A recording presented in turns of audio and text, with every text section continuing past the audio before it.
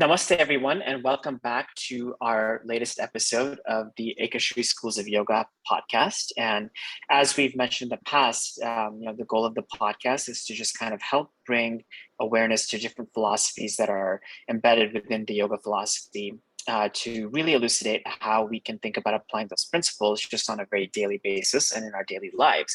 So once again, if you do have any additional topics you would like us to potentially explore during this podcast, please don't hesitate to reach out to us. And you can let us know at info@ekashri.yoga, and we'd be happy to think about accommodating these different topics over the course of the next couple of sessions of the podcast. So in today's session, what we wanted to do was we wanted to provide a deep dive on the concept of Swadhyaya, which we touched upon previously when we were talking about the different 8 limbs of yoga, the Ashtanga yoga components. But today we want to just explore this topic a little bit more and give some more service to how we should think about applying Swadhyaya into our daily lives. So with that, Shriramji, thank you once again for being here today. And I think we're going to have an incredibly productive discussion on Swadhyaya. So just for our audience, for their ability to reconnect back with the topic, can you please just let us know, what does the word Swadhyaya mean once again? Namaste, Vedantji.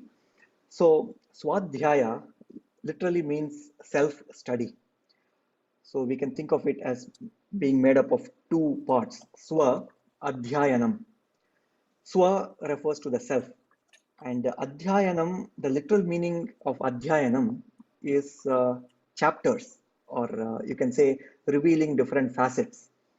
It is like an analytical study. You analyze different parts, break up that subject and study different parts. So we can think of Swadhyaya as the study of the self. That is one meaning. In other words, the inquiry about who am I, the study of the self. And what is this body? What is this mind? The instruments that the self is endowed with. So the study of all these is one aspect of Swadhyaya. Another way to interpret Swadhyaya is self-inspired study. So whatever is the subject of our inquiry, for example, it could be the study of yoga, the yogic literature. So it's a self-inspired study where we proactively engage in exploring the subject with the enthusiasm, with commitment, with the determination. So this self-inspired study can also be described as Swadhyaya. Interesting. So self-inspired study. So maybe the next logical question here, Shriramji, and we can dive into the multi-different angles that we can approach Swadhyaya with. But since this is more of a self-concept, correct? So how do we think about the role of Swadhyaya at both a theoretical versus a practical level? And I think maybe the first thing to break down in this talk about Swadhyaya is this self-study? So we know it's self-study, but is this geared towards outside knowledge, or is this geared towards more of internal reflection, right? And I think the delineation here is hopefully clear, but as an example for our audience, outside knowledge perhaps might be things like, you go to a school, you sit there and learn about philosophy, geography, whatever it may be. You're still studying, except this is more of an external and more of a sort of extrinsic knowledge, if you will, whereas internal reflection, right, is more so of, okay, I want to sit here, think about, how I am as a person, blah, blah, blah. And so that more intrinsic self-study. So how should we think about Swadhyaya between those two? And maybe it's a combination of both. So what would you say towards that? So in the context of yoga, the discipline of yoga, usually when people refer to Swadhyaya, it is the latter definition. In other words, it is a more reflective or a more internal study. So study of the self rather than a study of factual information. It is not pouring more facts or information into the brain. It is more like developing a sensitivity and exposing ourselves to excellence. So let me briefly take some time to elaborate on that. So when we talk about self-inspired study, where we go out and find literature on yoga texts, classic yoga texts, or whatever is the subject of our focus. So what we are doing there is helping ourselves with a buffet of ideas that came from people who excelled in that field. For example, the yoga texts, the classic yoga texts have been written by great yogis, and they have shared their thoughts, their experiences, their teachings with the world, and we can benefit by it because, as they say, we stand on the shoulders of giants. So whatever technology it is, whether it's a technology of computers or aviation or electronics or whatever it is, whatever field, we benefit by reading about or exposing ourselves to the great thoughts, the great ideas that came before. So we are benefiting ourselves by reading the text on yoga because, as you know, the yoga lineage, there are so many masters in the tradition of yoga, and their teachings and their thoughts that have defined excellence in yoga, when we study them, when we integrate that into our own life, into our own daily practice, so we are benefiting ourselves. So that is one aspect of self study. So exposing ourselves to excellence in that field. Another aspect is when we talk about study of the self and the study of all the instruments that the self is endowed with, like the body, the mind, etc. To give a practical example, when we do asanas, when we do yoga postures, then developing the skill to be sensitive to what is happening in different parts of the body. Am I going beyond the boundary of comfort? Am I making the posture uncomfortable? Am I inflicting pain or perhaps torture to the system? So being very sensitive to it so that we can apply the optimal amount of effort in that practice. So that's also a part of Swadhyaya. We constantly study the self and the instruments of the self so that we guide our practice in a very intelligent way. It is no longer a mechanical practice. For example, a mechanical practice could be we just receive instruction. For example, watching a YouTube video and we are just listening to the instructions and we just simply try to follow it mechanically. Perhaps that may not be a very good idea because we need to apply Swadhyaya there. Am I enjoying the practice or am I overexerting myself? So Swadhyaya is very important there to guide our own practice. And when we talk about Swadhyaya, Shriramji, you mentioned that this is something that is more internal and a way to guide our practice. So how like do we think about this sort of more from a learning perspective, right? So we've mentioned that it's okay, a little bit more of this more self-introspection. It's a little bit more of the self, maybe not necessarily books and scriptures, but you could also make the argument that books and scriptures could help you in terms of further understanding yourself and trying to better understand, who you are as a person. So how should we think about basically building up the tools to be able to effectively engage in Swadhyaya, if that question makes sense, right? So, and I guess maybe just the impetus for that question is that I think on one level, it's very clear sort of what the concept of Swadhyaya entails, right? That self-reflection, introspection. I think it's, what the end goal should be, but how do you think about sort of building the tools to be able to have the processes and the frameworks in place so that you can then effectively engage in this topic of Swadhyaya? Yes, that's an excellent question. And in fact, in one of the Upanishads, in the Taittiriya Upanishads, there is a section that actually talks about Swadhyaya and what are the ingredients of the Swadhyaya. What is it that we need to study? And I'll just quote a few lines from that Upanishad. It starts by saying, Ritam cha Swadhyaya pravachane, and then Satyam cha Swadhyaya pravachane, and then Shamas cha Swadhyaya pravachane, Damas cha Swadhyaya pravachane. Like that, it goes on. So let me start with the first line. Ritam cha Swadhyaya pravachane. That means use Swadhyaya, use self-study to learn about Ritam. What is Ritam? It's a Sanskrit word which is usually interpreted as universal truths. And it is not just factual truths, but also the truths about what is right and wrong, or what is beneficial and what is not beneficial. How do I conduct my life in different situations? What is helpful, what is not helpful? That is rhythm. So it is more than just factual truth or information. It is how do I conduct myself? What is a beneficial way to live our life in different circumstances? That is rhythm. And my teacher used to say that the English word rhythm and the Sanskrit word rhythm, they come from the same root. And perhaps when we talk about the rhythms of the universe, and perhaps there is a connection there.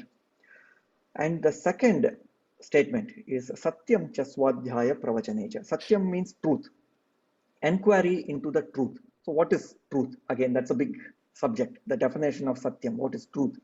And perhaps in one of the future sessions, we will deal with this enquiry and brainstorm about, we will do a little Swadhyaya exercise there about the analysis of Satyam, what is truth.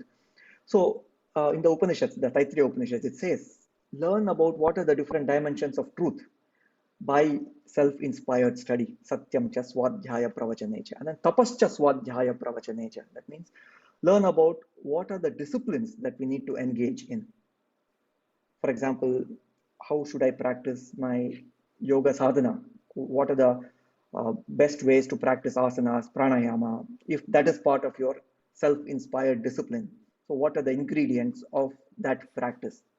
So for that, begin with the process of Swadhyaya. Do a study there. What discipline should I engage myself in? Or if you want to explore a certain area, for example, I want to be a musician. If we make the determination, okay, then what is the discipline that I need to engage in that area of study or expertise? So the tapas, or the discipline that we engage ourselves in, study that first and then put that into practice. And the Dhammascha Swadhyaya Pravachanacha. Dhamma means not getting distracted by the senses. If there are too many distractions that sway the mind away from our commitment to tapas. So having the determination not to get swept away by the sensory inputs, that is Dhamma. So learn about that. And then Shamascha Swadhyaya Pravachanacha. Shama means the ability to bring the mind to a place of tranquility, ability to quiet the mind. So what are the ways in which to do that? Learn about that is what the Upanishad says. Shamascha Swadhyaya Pravachanacha. And it goes on. In fact, it even says Manusham cha Swadhyaya Pravachanacha. Learn about how to deal with people by study. What are the best ways to engage with people? How do I respond to somebody who provokes me to anger? So how can I be stable-minded there? So I'm prepared when I encounter a situation like that, thanks to the self-study. And then Prajanascha Swadhyaya Pravachanacha, how to deal with progeny or how to deal with children and so forth. So all these are mentioned in this Upanishad. And it's interesting how the ingredients of Swadhyaya are broken down and all the facets have been revealed here in this Upanishad. It's a very fascinating segment of the Taittiriya Upanishad. No, thank you. I think that explains a lot and makes the question, that's a good answer to the response as well. So thanks for sharing that. So I think, Shriramji, one of the other kind of things to anchor on, maybe if we haven't made this clear to our audience already, but why do we consider self-study important, right? And so why should we, even think about doing it first of all, and maybe building it into our yoga practice? And what should be our goal when we're thinking about Swadhyaya? So I know we talked about this as the inner study, and I know you gave the examples about even if it's like dealing with people, right? How to respond to something, how your reaction and your action should kind of be dictated based on your interactions with people. So that makes sense. But at a broader level, sort of why is this concept of Swadhyaya important for us to really, really engage with? So at a very practical level, practice without study becomes mechanical, and perhaps we are not actually imbibing the best of that. Let me give a simple example. So when I began my studies with my teacher on yoga, as as all newbies into the practice of yoga, I was actually fascinated by the practice of asanas or yoga postures. And I used to disregard the practice of pranayama or breath work. So I thought, oh, all the action lies there because you can take a picture of somebody doing a yoga asana, yoga posture, and it looks great. Whereas pranayama is a more passive practice, there is no action there. So I was not too fascinated in my initial years. I was more drawn towards asana so much that my practice was exclusively asana. And then during the course of our study with my teacher, because our yoga classes always had a segment of Swadhyaya, he will always, at the end of the class, take about 15 minutes or even 30 minutes or sometimes longer sessions where we explore the teachings of yoga. And I came to understand how asanas and the pranayama complement each other very beautifully. So one of the things that comes out of the Yoga Sutras and the Bhagavad Gita study is the practice of asanas reduces the rajoguna, the rajas, the restlessness in the system. And the practice of pranayama reduces the tamoguna, which is the laziness or the heaviness in the system. And when you reduce rajas, when you reduce tamas, and then sattva or a clarity automatically comes up. Now, he mentioned something very interesting during that teaching. He said, if you do only asanas and if you don't do pranayama, that's what I've been doing, right? If you do only asanas and don't do pranayama, what happens is asanas reduce rajas. So restlessness comes down, but either tamas or sattva will come up. You see, on 50% of the days, sattva, the mind will feel very clear. But on remaining days, the other 50% of the days, perhaps the strength of tamas is so much that we'll feel tamasic, we'll feel so dull. And that was true. I could feel the truth of that statement because I had been practicing exactly what he said. So that created aha moment in me. So it also made me appreciate the value of pranayama. So when I started integrating the practice of pranayama in my practice, so asanas reduce rajas, pranayama reduces tamas, and then I could see that sattva was guaranteed. The clarity of mind was guaranteed.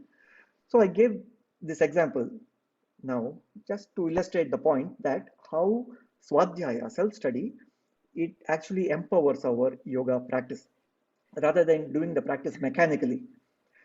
Doing the practice with understanding of what's going on, the underlying principles of how these practices help, and how each of these ingredients of the practice complement each other so beautifully, it brings a deeper appreciation to the practice and it brings sacredness and also a devotion to the practice. It is not just consuming a medicine. When you take a medicine, for example, perhaps there is not much of a bhakti or a devotional element to it. Perhaps we should bring that when we consume a medicine, but that's another topic. But the point here is when we do our yoga practices, when with the practice of Swadhyaya, there's a deeper appreciation to that subject. There is a devotion that comes to the practice of yoga, which powerfully elevates the quality of our practice. So wisdom and practice go hand in hand, I guess. Yeah, no, and I think that makes a lot of sense, Shriramji. And I think the special distinction around the fact that you said doing something mechanically versus not, versus the other side of it, which is doing something more intentionally, right? And I think that's something that is very, I think it's very easy for us to think about, okay, yes, we need to do that. But when it comes to actually doing things, especially when you're doing things on a repeated basis, or you're doing things that you normally end up doing anyways, it's very hard to bring that same level of like intentionality and mindfulness, I guess, right, if you will, to that particular practice. So hopefully the practice of Swadhyaya and more broadly just that inner perspective and self-study should help us be a lot more intentional in what we're trying to do, whether it's the most mundane thing, like, even doing the dishes, right? But even something like that, if you think about, doing this in a way where it's intentional and where you have a little bit more to take out of it than just purely the mechanics of washing,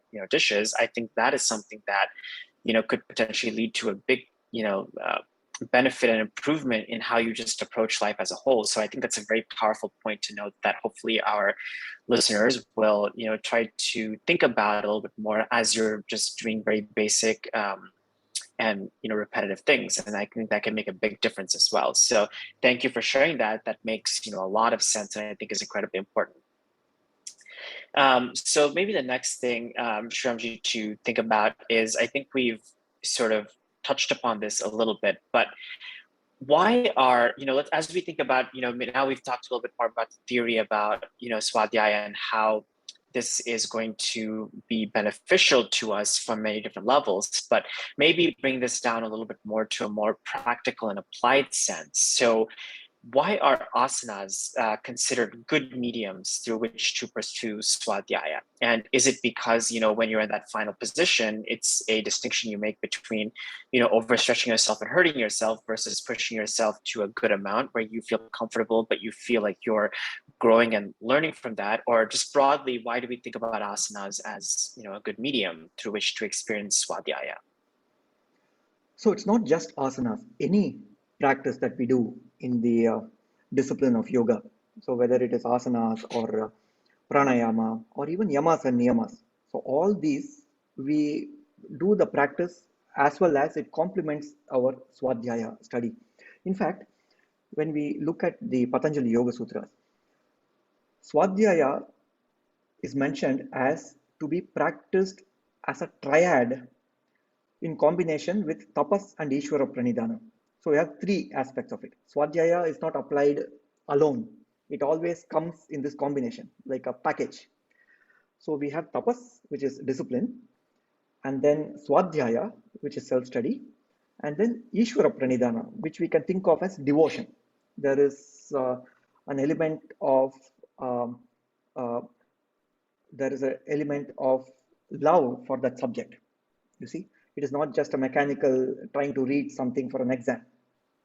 We do it because we like it. We study that subject because it is elevating ourselves. In other words, we like that subject, and that's why we are engaging ourselves in that study.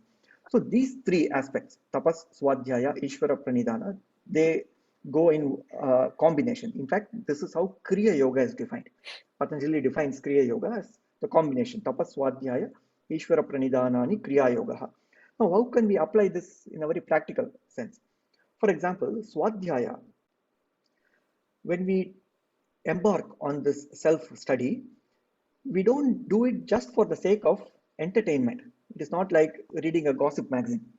It is not just for an entertainment. My teacher used to state it very beautifully. Don't engage yourself in the study because it entertains you. Do it because it empowers you, it enlightens you, and it takes you to a level of excellence. So replacing entertainment with empowerment and excellence and enlightenment. And so what does it mean? So Swadhyaya itself becomes a discipline. Engaging ourselves in self-study is a discipline. For example, we set aside some time for self-study. It is not that, okay, if I have time, I will do it. And maybe do it once a week or once a month when we find time, we have nothing else to do and we are getting bored. So that is not the way to Swadhyaya. Swadhyaya becomes a part of our daily yoga discipline. So we bring tapas into it. There's an element of discipline in our self-study. We are disciplined, we are committed to that self-study. And of course, the third dimension is Ishvara Pranidhana, which is we can think of as devotion to that subject. In fact, going back to Taittiriya Upanishad, where we saw how Swadhyaya should be practiced, right? The different components of Swadhyaya. It makes one more very interesting statement. It says, Swadhyayan ma pramadaha, and then Swadhyaya pravachanabhyam na pramaditavyam. That means, do not drift away from the discipline of Swadhyaya. Do not neglect self-study. And that statement is made, actually, it comes under the section called Sikshavali, which is, you can think of as a speech for students who are graduating from a class. It's like a teacher telling the students, although you have graduated, you have studied this subject for so many years, do not give up your self-inspired study. Keep studying. Although you are an expert, keep studying. So that is the message here. So engage yourself in the discipline of Swadhyaya. Do not think that I have studied it all. And because that limits our growth. If we think because of arrogance that I know it all, that means it limits our growth. We are no longer able to expand or grow in that area. So introducing discipline in self-study and bhakti, the element of devotion, those are ingredients of Swadhyaya as well. Now, lastly, going back to this point about asanas and how we can introduce Swadhyaya as part of our, say, asana practice. One way, as I mentioned before, is to keep listening to the body, because one aspect of Swadhyaya is study of the self and study of the body and study of the mind and so forth, instruments of the self. So the more sensitive we are, we can think of Swadhyaya as a training to be more sensitive to the body and mind. And we will be able to adjust the practice so that it is optimal for our the condition of the body and the mind in that moment, so that we are not overexerting and we are not torturing the body. So Swadhyaya becomes a very essential part of our practice, so that a self-directed practice, we are always watchful whether I am serving the body rather than I am inflicting injury to the body. And that is a crucial ingredient that we should never forget, because sometimes when we transgress the boundary of comfort and when we start torturing the body, then it could lead to some injuries. We don't want that. We want yoga to benefit us. It shouldn't be a detriment. So there, Swadhyaya plays a very key role there.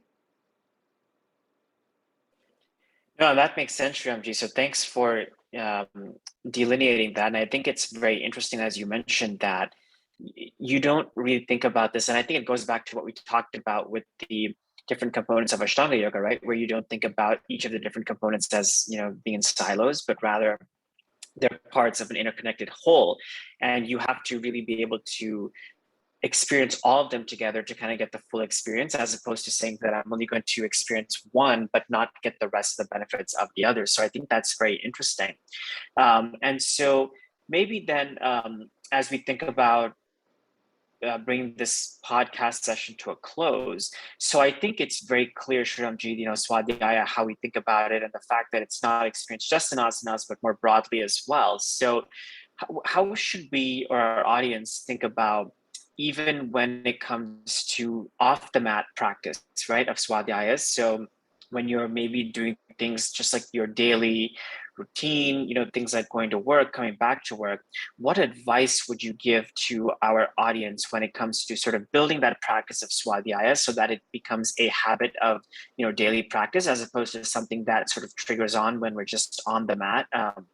How would you give advice, or what would you say is the best way to think about that for our audience, so that they can think about practically applying the concept of Swadhyaya throughout the day and throughout the week?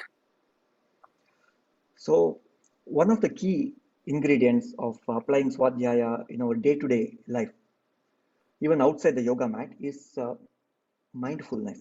In other words, whatever we are doing, our mind is engaged with it, our heart is engaged with it, and our self is engaged with it. In other words, we are fully present with whatever task, or we are fully present in this moment. Whether we are doing something or thinking something or studying something, we are fully engaged. So let me give an example.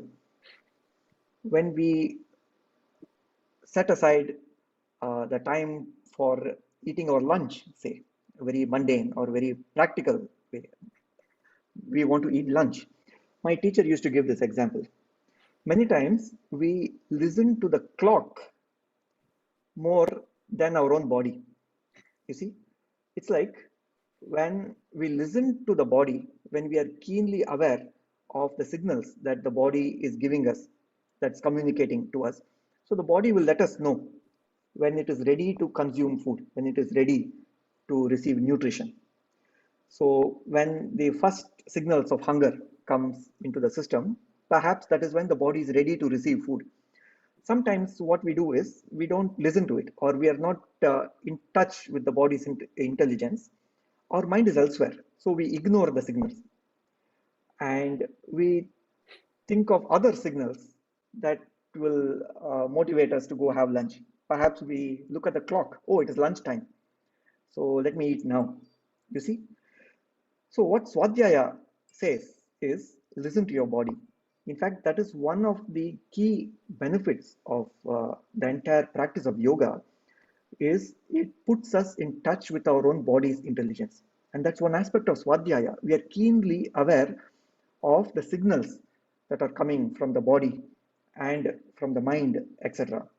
And to give another example, supposing we have a situation where we are tempted to speak a lie, or supposing there is a temptation to utter angry words to hurt somebody.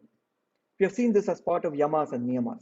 So one of the aspects of yama is ahimsa, do not hurt others, right? But sometimes when the mind is swept away by a very strong current of emotion, say anger or rage, so when we are tempted to say something harsh, then Swadhyaya can come to the rescue in that moment. Swadhyaya, oh, I am seeing there is rage coming into my mind or anger that is coming into my mind. So, Swadhyaya, when we watch that the mind is being uh, coming into the grip of anger, we give ourselves a space and we can respond to the situation better. You see? So, if I do this action, does it align with my values? How does it feel if I say something hurtful to others? How do I feel that? If I'm kind to others, how do I feel? Again, it goes back to studying of the self. In other words, the feeling that arises when I say something kind versus when I say something harsh to hurt others. So when we are sensitive to that space, that is an aspect of Swadhyaya, sensitivity to the body, sensitivity to the mind, sensitivity to the heart. Like, does it help me? Does it help my conscience, as they say? Does it align with my conscience? It requires deep sensitivity, right? So that is Swadhyaya. So whatever actions we do, does it align with who am I? In fact, that is the core of Swadhyaya. Who am I? Swa, self, and Adhyayanam is study. So study of the self, literally when we were to take the literal meaning of it, right? Study of the self. So when we understand who am I, and the yoga literatures say that who am I is a good person. In other words, all the values of kindness, etc., reside in one's heart. You can say it's a quality of the self. And when I do something that goes against that, I don't feel good. So sensitivity to that again comes from the practice of Swadhyaya. So how sensitive I am to myself, to my mind, to the body, etc. Wonderful. I think that's a very interesting way and practical way to apply Swadhyaya. And so thank you so much for bringing this up, Shriramji, in a way that makes it accessible. So I think that's probably a great way to end the session for today. But I'll turn it back to you, Shriramji, in case you have any concluding thoughts you'd like to make on the concept of Swadhyaya that would benefit our listeners. Yes, I would like to again reiterate the teachings in the Taittiriya Upanishad that says Swadhyayan ma pramadaha. That means don't neglect self-study. Even though we might have read a lot about it, yet continue to keep that practice of Swadhyaya. And also one more point let me make is Swadhyaya is not just filling the brain with more information or concepts. It has to be brought alive with our practices and with experiential knowledge, the wisdom not just factual information. And actually, Patanjali in the Yoga Sutras, he makes a very interesting point around this subject of conceptual knowledge versus experiential or lived knowledge. He says, Swarasavahi vidushopi samarudo abhiniveshaha. Swarasavahi vidushopi samarudo abhiniveshaha. What it means is, Swarasavahi means somebody who knows a lot about the self, but at a conceptual level. Swarasavahi vidushaha. Vidusha means great scholar. A great scholar may not be experientially very wise. You see what I'm saying? They've just filled the mind with more concepts, etc. So Patanjali says, Swarasavahi vidushopi samarudo abhiniveshaha. That may not be very helpful for them. They will still feel the fear, etc. All the kleshas, the 5 kleshas. And perhaps in one of the future sessions, we will talk about these miseries or the 5 kleshas. So just by knowing the different concepts, it will not be a remedy for the miseries in life. That's a statement that he makes. So Swadhyaya should be applied knowledge. It should be wisdom that is experiential. It is not just a conceptual wisdom. And that is a very important thing to keep in mind in Swadhyaya. For example, if we become armchair yogis, know a lot about what are asanas and the names of dozens of asanas, but if we don't practice asanas, then perhaps we are not putting Swadhyaya into use. We are just filling the head with more information. So that is something very important to keep in mind. Wonderful, wonderful. Thank you very much, Shriramji. I think this hopefully gives our audience a sense of the concept of Swadhyaya and how to think about this on a much deeper level from both a theoretical and application perspective. So hopefully to our audience, this has been an enlightening session. I know for myself, it definitely has been. So thank you once again, Shriramji, for sharing all these words of wisdom. I think, hopefully we can all make it a goal to think about the different ways we actually bring this concept of Swadhyaya into our continuous daily life, not just on the mat. So thank you so much, Shriramji, and we look forward to our audience seeing you again next week for the next episode of the podcast. But thank you once again for being here, Shriramji, and we'll look to close the session out for today. Thank you. Thank you so much, Vedantji. Thank you. Namaste. Yep. Namaste.